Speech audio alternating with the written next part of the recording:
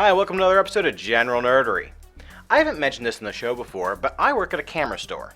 And a question I've been asked many times by people that I've sold a camera to is, I've got all these videos on my computer from this great new camera you sold me, but how do I make a DVD that Grandmom can play in her DVD player?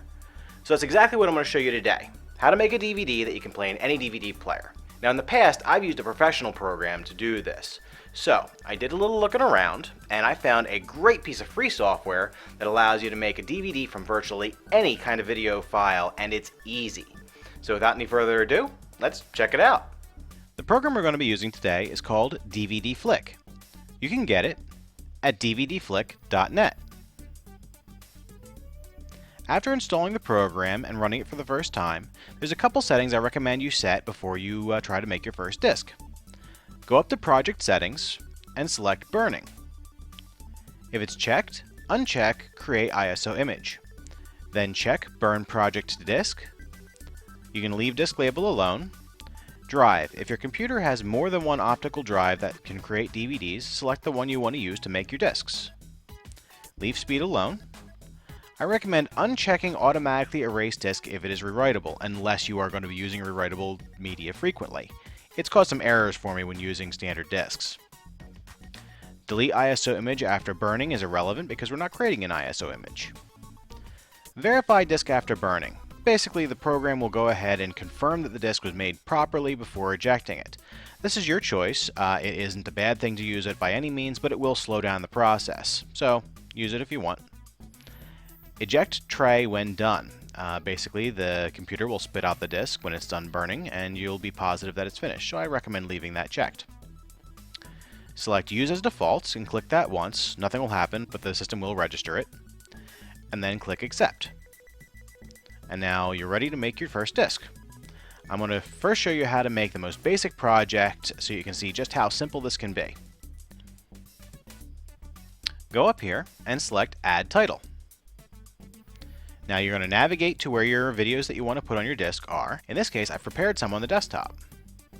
So I'm just going to select the video that I want to come first on my DVD. Open, and that is added to the project. Now I'll add another title.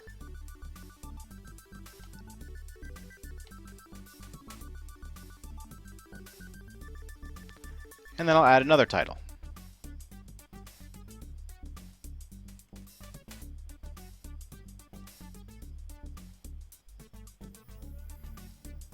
The bar over here on the left indicates how much space the videos that you've added so far will take up on the disk when it's burned.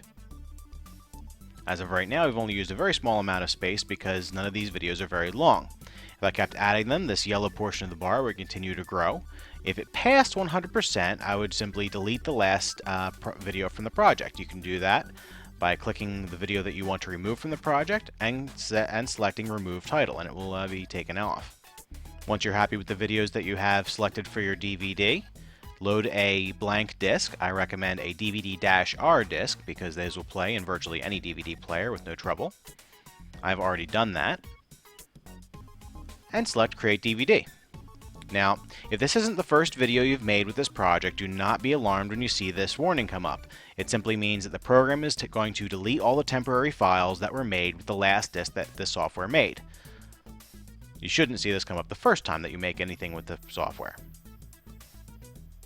Simply select Yes. The software will then remind you to put a disk in the tray if you haven't already. You can also check this box and it won't bother you with that warning again.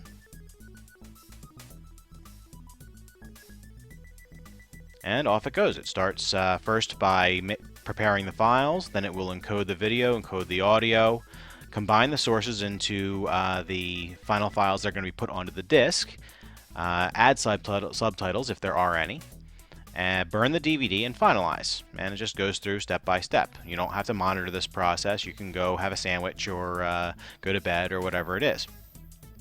Fun little side note, they added a little game of Tetris into the program that you can play if you want while it is authoring the disk.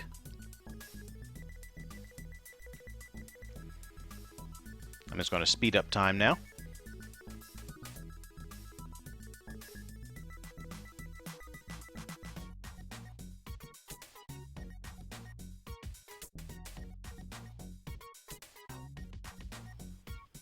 Alright, there we are. And the whole burning process took 7 minutes and 34 seconds. I don't have any video of it, but the disk was spit out just fine. I'm just going to go ahead and put that back in. Wait a second. There we go. It's registered as DVD video.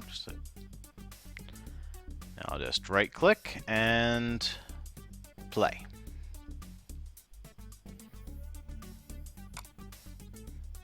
Now there's no menu on this disc, so it'll just start up with the first video on the disc. And there we have it.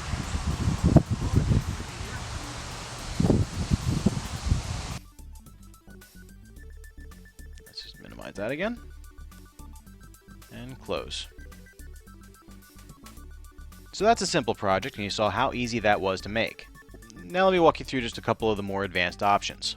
First of all, as I mentioned at the very beginning, this program can analyze and convert basically any video that you throw at it, making it DVD compatible. However, you can manually change a few things about it. First of all, if the program does not correctly detect whether it was a widescreen or a 4:3 video source, you can manually change that, although usually it does get it right.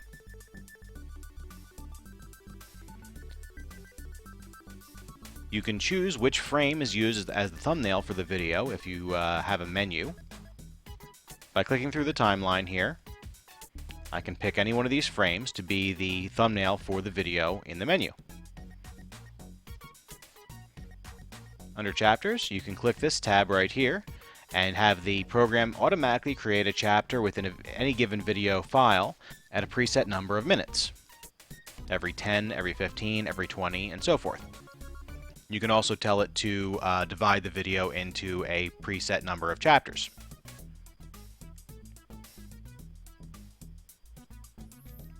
Now, if you're really getting sophisticated and your video and audio are actually held in two different files, you can point the program to separate video and audio sources. You can also point it at a separate subtitle track and it will be applied to the video. There are some additional things under project settings that you may find useful. You can name an individual project. This will be helpful if you are creating a DVD menu, because the name of the project will be the name on the menu. Target size, basically what size media are you using to record your DVD. The standard is 4.3 gigabytes because this will fit on the 4.7 gigabyte disc, which is the normal DVD-R disc. Encoder, the default is set to below normal so as not to impact your system performance. If you set it higher, the whole operation may go faster, but it may slow down other operations while your disk is being created. Under Video, we have target format. The default is set to NTSC, which is the US standard, also used in Japan. You can set to PAL, which is the European standard. This is nice if you, of course, either live in Europe or if you want to send discs overseas to someone in Europe. NTSC film, if you're making a DVD strictly using source material that was recorded in 24 frames per second, you can get slightly higher video performance by selecting NTSC film. And of course, mixed would be for mixed content. Under encoding, fastest will produce lower quality results, but in less time, and best will of course produce the best results, best picture quality. If you have time, I'd say set it for best. Target bitrate, I'd leave this at auto fit. Basically, it will calculate the best bitrate that it can to make everything fit on the disc properly. Audio, nothing really of interest that needs to be changed here. Under playback, you can select after the first title has finished playing to automatically continue to the next title, to continuously loop that title, to stop playing, or to return to the menu. So if you wanted to create a disc where after each individual chapter was played, it would automatically just revert back to the menu and somebody could select a different chapter, then you would select this option right here. The default, of course, play next title means that we'll continue to play each title in order until the disc is finished. If you have put subtitle tracks on the disc and you wanted to turn them on by default, select Always Enable First Subtitle. We've already covered burning. Finally, if you want to add a menu to your disc, go up here to Menu Settings, Now there are only a few programmed in with the DVD flick here, but they aren't unattractive. You can just select the one that you like.